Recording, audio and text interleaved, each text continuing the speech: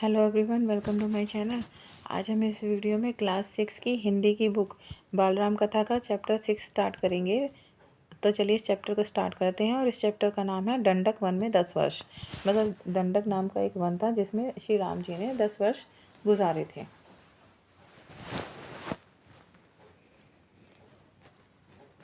भरत अयोध्या लौट चुके थे। नगरवासी भी सेना धूल उड़ाते ही वापस जा चुकी थी। कोलाहल थम गया था। 2 दिन बाद चित्रकूट की परिचय शांति लौट आई थी। पक्षियों की चहचहाट फिर सुनाई पड़ने लगी थी। हिरन कुलाचे भरते हुए बाहर निकल रहे थे। ठीक है। अब जो भरत जो राम जी को वापस लेने के लिए चित्रकूट आए थे, अब वो वापस जा चुके थे। उनके साथ साथ जो नगरवासी थे, जो सेना थी, जो उनके साथ धूल उड़ाती हुई चल रही थी, बहुत शोर मचाती हुई चल रही थी, वो भी वापस जा चुकी थी। ठीक है। अब जो है वन में दोबारा से शांति हो गई थी। दोबारा से पक्षियों ने जो है अपने घोंसले बनाने शुरू कर दिए थे। चहचहाट चालू हो गई थी। दोबारा से हिरन जो उछलते हुए घर से अपने जंगल में इधर उधर घूम रहे थे। ठीक है ना। राम पर्णकुटी के बाहर एक शिला कंठ पर बैठे थे, एकदम अकेले, विचार मग्न, कुछ सोचते हुए। चित्रकूट अयोध्या से केवल 4 दिन की दूरी पर ही था। लोगों का आना जाना लगा रहता। वे प्रश्न पूछते, राय मांगते। यह राजकाज के हस्तक्षेप की तरह होता। चित्रकूट सुंदर सरमय था, शांत था, पर राम वहाँ से दूर नहीं जाना चाहते थे। उन्होंने मन बना लिया चित्रकूट में ना ठहरने का। ठीक है। अब क्या था कि जो चित्रकूट था ना, जहाँ पे उनकी कुटी थी, जिस पहाड़ पर जो है राम जी ने पर्ण कुटी बनाई थी, तो वो चित्रकूट में था। और चित्रकूट जो है अयोध्या से केवल 4 दिन की दूरी पर था। इसलिए लोगों को पता लग गया था कि राम जी जो है चित्रकूट में रह रहे हैं। तो क्या करते थे, लोगों का आना जाना लगा रहता था। वो आते थे, राम जी से मिलने के लिए आते थे, उनसे विचार विमर्श करने के लिए आते थे, उनसे कोई राय सलाह वगैरह लेने आते थे। ठीक है ना। जिसकी वजह से जो है अब राम जी क्या चाहते थे कि वो राम जी जो है चित्रकूट से दूर चले जाना चाहते थे, कि रोज़ लोग आते हैं, और वो नहीं चाहते थे कि हम मतलब रोज़ लोगों का आना जाना बना रहे। इसलिए उन्होंने मन बना लिया था वे कि वो चित्रकूट से दूर चले जाएंगे। ठीक है ना, दूर जाकर कहीं और रहेंगे।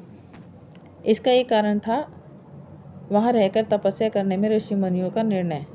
ठीक है। राम लक्ष्मण ने उस वन से राक्षसों का सफाया कर दिया था। तब तपस्या में कोई बाधा नहीं थी। लेकिन जो है मुनिगण वन छोड़ना चाहते थे।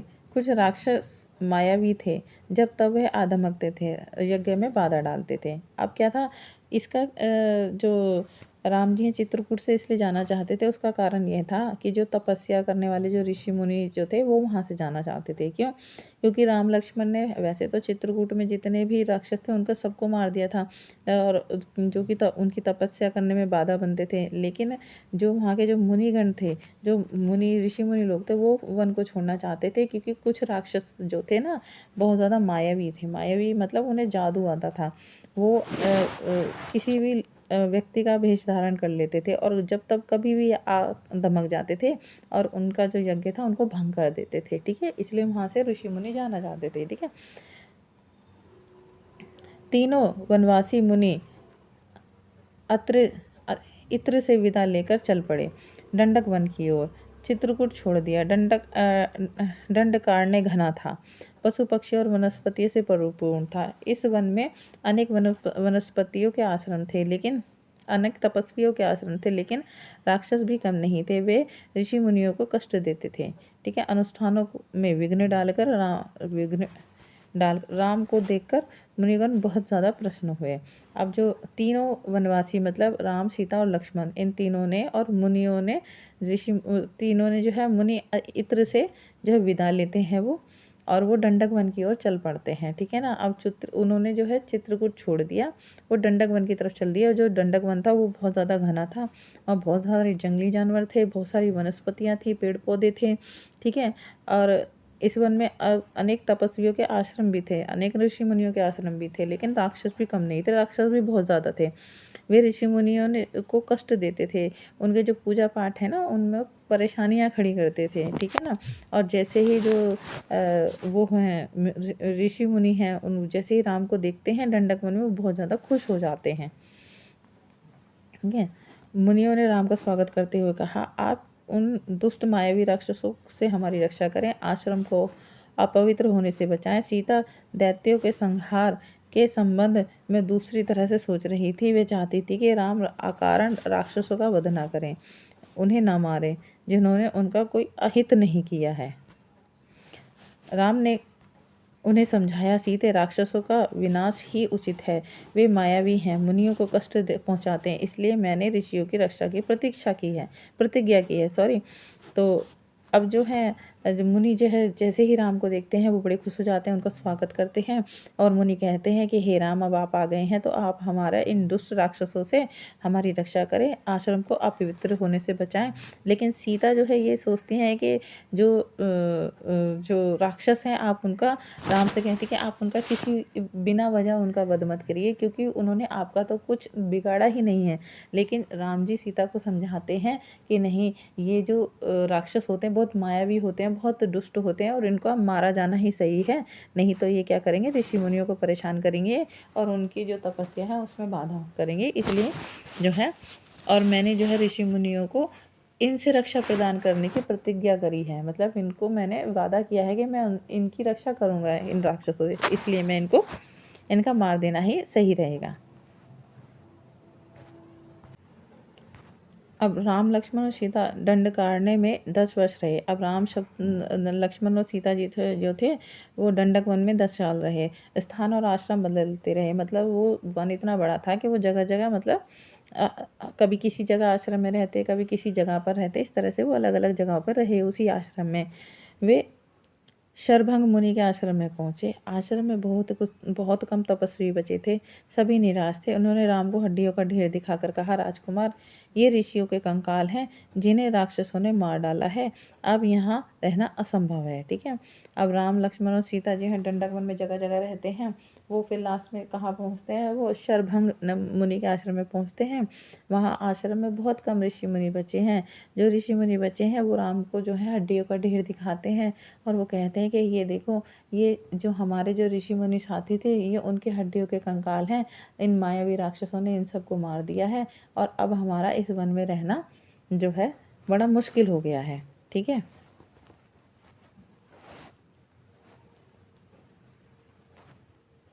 सुतीक्षण मुनि ने भी राम को राक्षसों का अत्याचार की कहानी सुनाई। मुनि ने ही राम को अगस्त्य ऋषि से भेंट करने की सलाह दी। विंध्याचल पार करने पर वह पहले ऋषि थे, विंध्याचल पार करने वाले वो पहले ऋषि थे। मुनि ने राम को गोदावरी नदी के तट पर जाने को कहा। उस स्थान का नाम पंचवटी था। वनवास का शेष समय दोनों राजकुमारों और सीता ने वहीं बिताया। ठीक है, अब जो लास्ट में वो श्रुतिशण मुनि ने भी राम को जो है राक्षसों के अत्याचार की कहानी सुनाई और उन्होंने उस मुनि ने जो है सुतीक्षण मुनि ने क्या कहा, उन राम को कहा कि आप अगस्त्य ऋषि से जाकर मिलिए।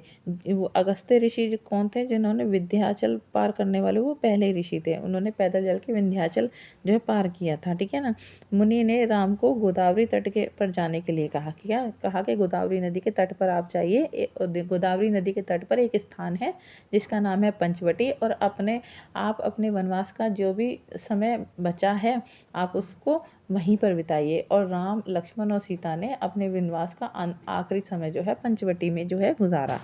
ठीक है, पंचवटी के मार्ग में राम को एक विशालकाय गिद्ध मिला, जटायु। सीता उसका स्वरूप देखकर डर गई। लक्ष्मण ने उसे मायावी राक्षस समझा। वे धनुष उठा ही रहे थे कि जटायु ने कहा, हे राजन, मुझसे डरो मत, मैं तुम्हारे पिता का मित्र हूँ। वन में मैं तुम्हारी सहायता करूँगा। आप दोनों बाहर जाएंगे तो मैं सीता की रक्षा करूँगा। राम ने जटायु को धन्यवाद दिया, उन्हें प्रणाम करके आगे बढ़ गए। ठीक है, अब जैसे वो पंचवटी की तरफ जा रहे थे तो राम को एक बहुत बड़ा गिद्ध मिला और जिसका नाम था जटायु था। अब उसे देखकर जो है लक्ष्मण डर जाते हैं, सीता जी भी डर जाती हैं। लक्ष्मण सोचता है कि ये कोई मायावी राक्षस है जो हम पे आक्रमण करने आया है। इतने में लक्ष्मण उन्हें मारने के लिए बाण उठाते हैं तो जटायु जी कहते हैं कि नहीं, आप मुझसे राजन डरिए मत, मैं आपके पिता दशरथ का मित्र हूँ। ठीक है, और मैं वन में आपकी रक्षा करूँगा। जब आप बाहर जाएंगे तो मैं सीता का ध्यान रखूँगा।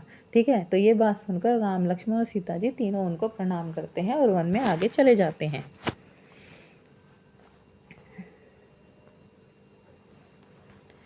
पंचवटी में लक्ष्मण ने बहुत ही सुंदर कुटिया बनाई, मिट्टी की दीवारें खड़ी की, बांस के खंभे, कुश और पत्तों से छप्पर डाला। कुटिया ने उन पर मनोरम पंचवटी को और सुंदर बना दिया। कुटी के आसपास पुष्प लताएं थे, हिरण घूमते थे, मोर नाचते थे। ठीक है, पंचवटी, अब जो पंचवटी थी ना, वहाँ लक्ष्मण ने एक बहुत सुंदर कुटिया बनाई, मिट्टी की दीवारें बनाई थीं, बांस के खंभे लगाकर उन पे पत्तों का छप्पर लगाया। ठीक है, कुछ और पत्तों का छप्पर लगाया। ठीक है, कुटिया ने उस मनोरम पंचवटी को और सुंदर बना दिया। पंचवटी मतलब उस पंचवटी, उस जगह का नाम है, वो और सुंदर बन गई उस कुटिया से। कुटिया के आसपास पुष्प लताएं थी, मतलब फूलों की बेलें थीं। ठीक है, और हिरन भी वहाँ घूमते रहते थे और मोर भी वहाँ नाचते रहते थे। इतना सुंदर पंचवटी का दृश्य था जब राम जी वहाँ पर आकर बस गए थे, क्योंकि राम जी तो जहाँ भी बस जाएं वहाँ वो स्थान ही सुंदर हो जाता है। ठीक है, इस बीच राम राक्षसों का निरंतर संहार करते थे।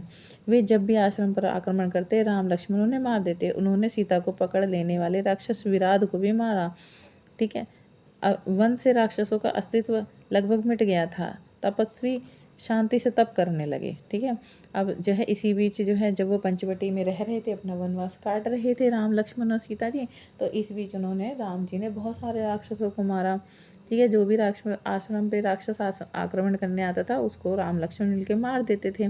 सीता जी को, एक राक्षस था विराध, जिसने सीता जी को पकड़ लिया था, उसको भी राम लक्ष्मण ने मिलकर मार दिया। अब वन में राक्षसों का अस्तित्व, मतलब राक्षस बिल्कुल ना के बराबर बचे थे, सबको उन्होंने मार दिया था।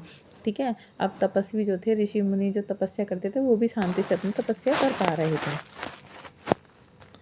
एक दिन राम लक्ष्मण सीता कुटी के बाहर बैठे हुए थे, लता कुंजों को निहारते और सौंदर्य पर मुग्ध होते।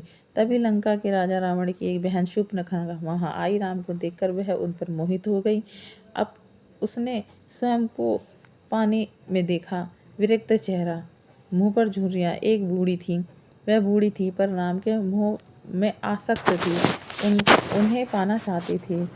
उसने माया से सुंदर स्त्री का रूप बना लिया। ठीक है, अब क्या था, अब एक दिन राम लक्ष्मण और सीता जी कुटी के बाहर बैठे हुए थे और इतने सुंदर सुंदर जो दृश्य थे उनको देख रहे थे। तभी जो लंका के राजा रावण की जो बहन है शूर्पणखा, वहाँ घूमती घूमती आई और राम जी को देखकर एकदम वो उन पर मोहित हो गई।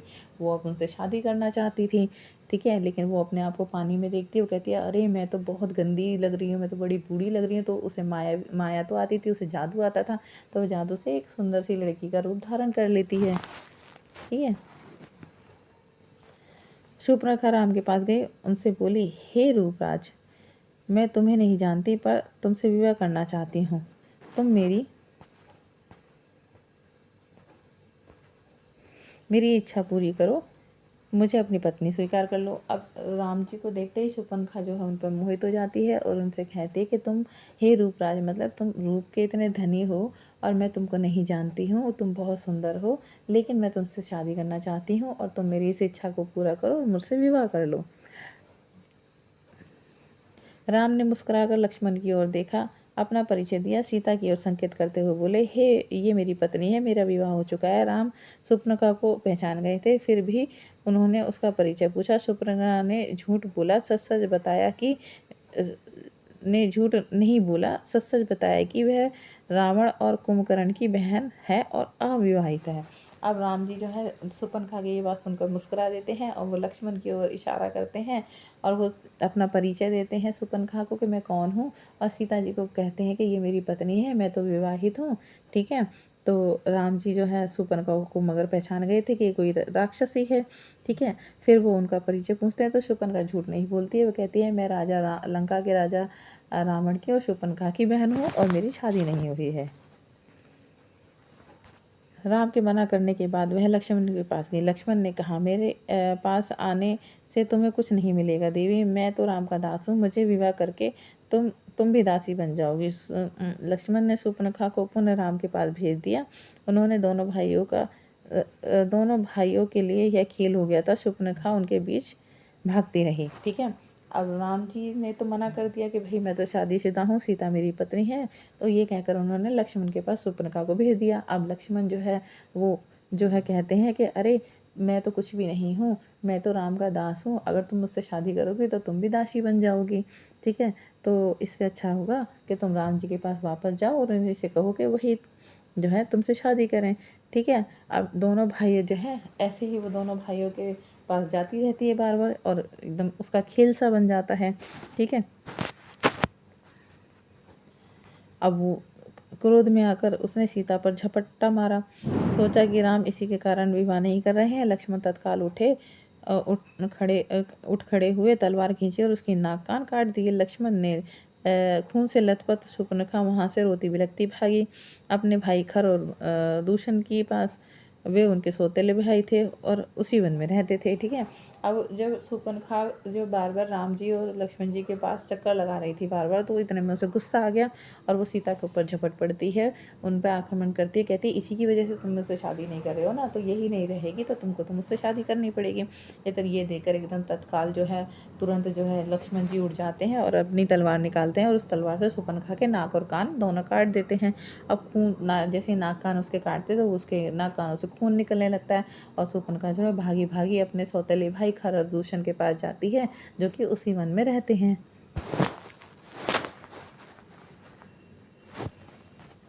शूर्पणखा की दशा देखकर खरदूषण को क्रोध की सीमा न रही। उन्होंने तत्काल 14 राक्षस भेजे शूर्पणखा के साथ। शूर्पणखा उनके साथ गई। राम जानते थे कि राक्षस बदला लेने अवश्य आएंगे, वे तैयार थे। सीता को उन्होंने सुरक्षित स्थान पर भेज दिया लक्ष्मण के साथ। ठीक है, अब शूर्पणखा की ये दशा देखते हैं खरदूषण के, वो खून इतना निकल रहा है, वो रो रही है, तो उन्हें गुस्सा आ जाता है और वो 14 राक्षस बुलाते हैं और उनके साथ शूर्पणखा के साथ उन्हें भेज देते हैं। सॉरी, क्योंकि राम जी को पता था कि राक्षस जो है बदला लेने दोबारा आएंगे, तो वो सीता जी को सुरक्षित स्थान पर भेज देते हैं लक्ष्मण जी के साथ।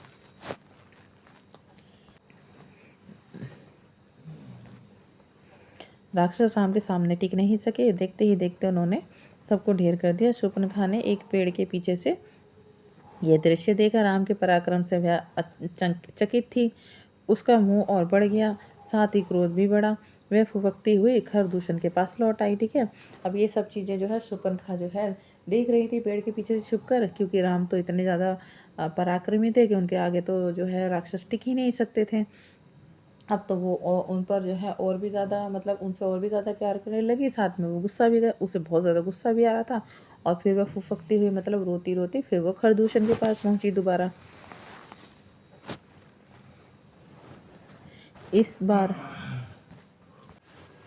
बार खरदूषण राक्षसों की पूरी सेना के साथ चले। खर ने देखा कि आसमान काला पड़ा था।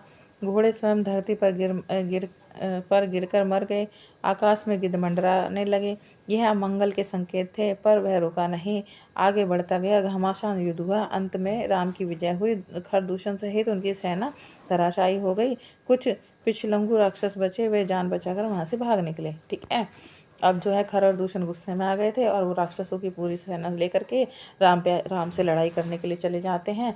लेकिन वो जब जा रहे होते तो रास्ते में देखते हैं कि आसमान एकदम काला हो गया है, बादल छा गए हैं, घोड़े भी धरती में अपने आप ही गिर रहे हैं। आकाश में जो गिद्ध हैं, जो जो किसी की मौत जब होती है, जब वो मतलब जंगल में कोई मर जाता है, जब वो घूमते हैं तो गिद्ध भी जो है मंडरा रहे हैं। ये सब कहते हैं कि ये सब जो है मतलब बहुत ही अशुभ संकेत हैं, लेकिन फिर भी वो उन्हें नहीं मानते और राम से युद्ध करने के लिए चले जाते हैं।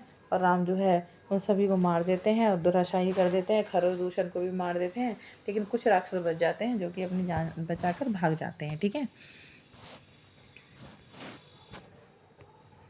भागने वालों में एक राक्षस का नाम अंकम्पन था। वह सीधे रावण के पास गया, लंका अधिपति को उसका पूरा विवरण बताया। अंकम्पन ने कहा, राम कुशल योद्धा है, उसके पास विलक्षण शक्तियाँ हैं, उन्हें कोई नहीं मार सकता। इसका एक ही उपाय है, सीता का अपहरण।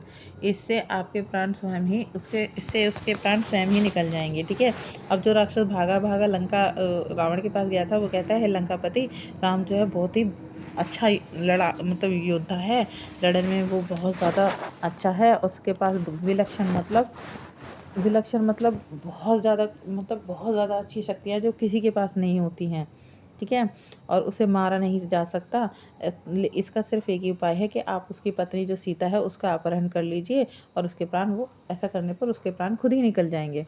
ठीक है, रावण सीता हरण के लिए तैयार हो गया। वह महल से चला। रास्ते में उनकी भेंट मारीच से हुई,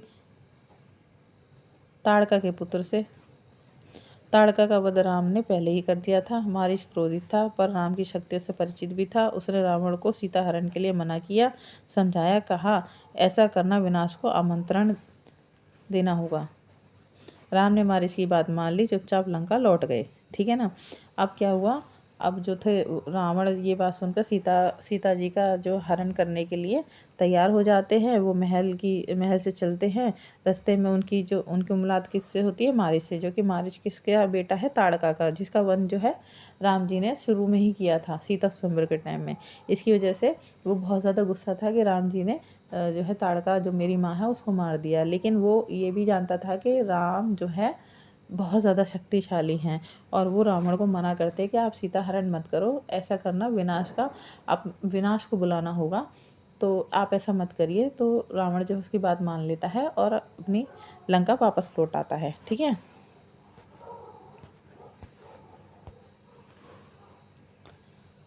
थोड़ी देर में शूर्पणखा लंका पहुंची, विलाप करती, चीखती चिल्लाती। रावण को पूरी घटना की जानकारी दी थी, लेकिन उसने शूर्पणखा को सुना। वह रावण को धिक्कार रही थी, फटकार रही थी। उसके पौरुष को ललकारते हुए शूर्पणखा ने कहा, तेरे महाबली होने का क्या लाभ, तेरे रहते मेरी है दुर्गति। तेरा बल किस दिन के लिए है, तू किसी को मुंह दिखाने लायक नहीं रह गया है। ठीक है। अब थोड़ी ही देर में शूर्पणखा लंका पहुंच जाती है, और वो रोती है, चिल्लाती है, और वो रावण को सब कुछ पता होता है, लेकिन वो फिर भी शूर्पणखा की बात सुनता है। वो रावण से कहती है कि अरे तू तो कायर है, तेरे पर तो धिक्कार है, और उस पर चिल्लाती रहती, कहती है कि तू अपने आप को मतलब कहता है कि मैं बड़ा बलवान हूँ, तेरे बल का क्या फ़ायदा जो मेरी ऐसी दशा है। तेरे ऊपर तो तू लोगों को मुंह दिखाने लायक भी नहीं रहा, तेरे ऊपर तो लोग अब हंसेंगे। ये सब उसे भड़काने के लिए रावण को इस तरह की बातें शूर्पणखा कहती है। शूर्पणखा ने राम लक्ष्मण के बल की प्रशंसा की, सीता को अतीव सुंदर बताया। शूर्पणखा जो है राम और लक्ष्मण की जो है बल की, मतलब कि वो कितने बलशाली हैं, कितने अच्छे योद्धा हैं, उसकी प्रशंसा करती है, और सीता को इतना ज़्यादा सुंदर बताती है, बहुत ज़्यादा सुंदर बताती है, और कहा कि उसे लंका के राजमहल में होना चाहिए। शूर्पणखा बोली, मैं सीता को तुम्हारे लिए लाना चाहती थी। मैंने उन्हें बताया था कि मैं रावण की बहन हूँ। क्रोध में लक्ष्मण ने मेरे नाक कान काट दिए। अब जो शूर्पणखा है यहाँ पर जो है वो कहती है कि ये मेरे लिए तो लड़ेगा नहीं रावण, इसलिए वो क्या कहती है, वो भी चाल चलती है, और वो क्या है, सीता को लेकर रावण को भड़काती है। वो कहती है कि सीता इतनी सुंदर है कि उसे तो तुम्हारे राजमहल में होना चाहिए। मैं तो उसे तुम्हारे लिए लड़ी कि मैं तो सीता को तुम्हारे लिए लाना चाहती थी, और इतने में ही उन्होंने ये बात सुनकर मेरे नाक कान काट दिए। मतलब उसने अपने बारे में नहीं बताया, रावण को जो है सीता को लेकर भड़काया। ठीक है। रावण फिर मारीच के पास गए। खर और दूषण की मृत्यु से वह बहुत घबराया हुआ था। रावण ने मारीच से मदद मांगी। मारीच चाहता था कि रावण सीता हरण का विचार छोड़ दे। इस बार रावण ने उसकी नहीं सुनी, उसे डांटा और आज्ञा दी, मेरी मदद करो। अब रावण फिर से मारीच के पास जाता है, लेकिन मारीच को पता है कि खरदूषण को राम ने मार दिया, इसकी वजह से वो डरा हुआ है। ठीक है। रावण ने मारीच की फिर से मदद मांगी। वो मारीच चाहता था कि रावण सीता का हरण ना करे, लेकिन इस बार जो है रावण उसकी बात नहीं मानता है, और उसको जो है धमकाता है, और कहता है तुम मेरी मदद करो, उसको आज्ञा देता है। मारीच जानता था कि दोबारा राम के सामने पड़ने पर वह मारा जाएगा, राम उसे नहीं छोड़ेगा। ठीक है। रावण मारीच की मन की बात भाप गया। उसने क्रोध में भरकर कहा, वहाँ जाने पर हो सकता है राम तुम्हें मार दे, लेकिन न जाने पर मेरे हाथों तुम्हारी मृत्यु निश्चित है। विवश होकर मारीच को रावण का आदेश मानना पड़ा। ठीक है। अब मारीच जानता था कि अगर मैं राम के पास दोबारा जाऊंगा तो वो मुझे मार देगा, राम मुझे नहीं छोड़ेगा। लेकिन रावण जो है मारीच के मन की बात जान जाता है, और वो कहता है, अगर तुम राम से लड़ने के लिए नहीं गए तो मुझे नहीं पता कि राम तुम्हें मारेगा या छोड़ेगा, लेकिन अगर तुम नहीं गए तो तुम मेरे हाथ से ज़रूर मारे जाओगे। ठीक है। रथ पर बैठकर रावण और मारीच पंचवटी पहुंचे। कुटी के निकट आकर मायावी मारीच ने सोने के हिरण का रूप धारण किया। कुटी के आसपास घूमने लगे। रावण एक पेड़ के पीछे छिप गया था। उसने तपस्वी का वेश धारण कर लिया था। ठीक है। अब रावण और मारीच जो है दोनों पंचवटी की ओर गए रथ पर बैठकर। अब वो जैसे ही कुटी आती है उसके पास पहुंच जाते हैं। अब मारीच जो है सोने के हिरण का रूप धारण कर लेता है। कुटी के सामने अब वो कुटी के आसपास ही घूमने लगता है सोने के हिरण का रूप लेकर के। ठीक है, रावण एक पेड़ के पीछे छुप जाता है और सब कुछ देखता रहता है। इतने में ही रावण जो है एक तपस्वी मतलब एक साधु का वेश धारण कर लेता है। ठीक है, सीता उस हिरण पर मुग्ध हो गई। उन्होंने राम से उसे पकड़ने के लिए कहा। राम को हिरण पर संदेह हुआ। वन में सोने का हिरण लक्ष्मण बोला। लक्ष्मण बड़े भाई की बात से सहमत थे, पर सीता की आग्रह के आगे उनकी एक न चली। सीता की प्रसन्नता के लिए राम हिरण के पीछे गए। उन्होंने सोचा, वन में इतने समय के प्रवास के दौरान सीता ने कभी कुछ नहीं मांगा, उनकी यह इच्छा अवश्य पूरी करनी चाहिए। अब सीता जी जो है उस सोने के हिरण को देखकर बहुत खुश हो जाती है और वो चाहती हैं कि राम जी जो है इस सोने के हिरण को पकड़ के लाए उनके लिए। अब वो राम जी से कहती है कि ये सोने का हिरण पकड़ लाइए, लेकिन राम जी को थोड़ा सा मतलब शक होता है कि इतने घने जंगल में सोने का हिरण कहाँ से आया। ये और जो लक्ष्मण होते हैं वो भी उनकी बात को मानते हैं, कहते हैं हाँ जो भाई राम है वो बिल्कुल सही कह रहे हैं। लेकिन सीता जी बहुत खुश थी, वो कहती हैं कि आप इस हिरण के पीछे जाओ, उसे पकड़ कर लेकर आओ। फिर राम जी कहते हैं कि हाँ ठीक है, सीता इतने सालों तक वन में मेरे साथ रही है, उसने कभी कुछ नहीं मांगा, तो मैं इसकी ये वाली इच्छा ज़रूर पूरी करूँगा। और राम जी जो है हिरण के पीछे पीछे चले जाते हैं। कुटी से निकलते समय राम ने लक्ष्मण को बुलाया, सीता की रक्षा करने का आदेश दिया। कहा, मेरे लौटने तक तुम उन्हें अकेला नहीं छोड़ोगे। लक्ष्मण ने सिर झुकाकर उनकी आज्ञा स्वीकार कर ली। सीता कुटी में थी, लक्ष्मण धनुष लेकर बाहर खड़े थे। ठीक है, अब जब वो कुटी से निकल रहे थे राम सोने का हिरण पकड़ने के लिए, तो उन्होंने लक्ष्मण जी को बुलाते हैं और वो कहते हैं कि सीता की रक्षा का अब जो कर्तव्य है वो तुम्हारा है। जब तक मैं दोबारा वापस ना लौट आऊँ तब तक तुम सीता की रक्षा करोगे और इसे अकेला छोड़ के कहीं नहीं जाओगे। अब लक्ष्मण जी जो सिर झुकाकर राम जी की आज्ञा मान लेते हैं और जो है सीता जी को अंदर कुटी में ले जाते हैं और लक्ष्मण बाहर धनुष बाण लेकर कुटी के बाहर पहरा देते हैं। तो देखिए बच्चों, हमारा ये वाला चैप्टर भी कंप्लीट हो गया है। तो प्लीज़ मेरे चैनल को सब्सक्राइब कीजिएगा, मेरे वीडियो को लाइक कीजिएगा, शेयर कीजिएगा, कमेंट करके बताइएगा कि आपको मेरा वीडियो कैसा लगा। प्लीज़ मेरे चैनल को सब्सक्राइब कीजिए। Thank you very much. मिलते हैं नेक्स्ट वीडियो में नेक्स्ट चैप्टर के साथ। Okay, thank you, bye.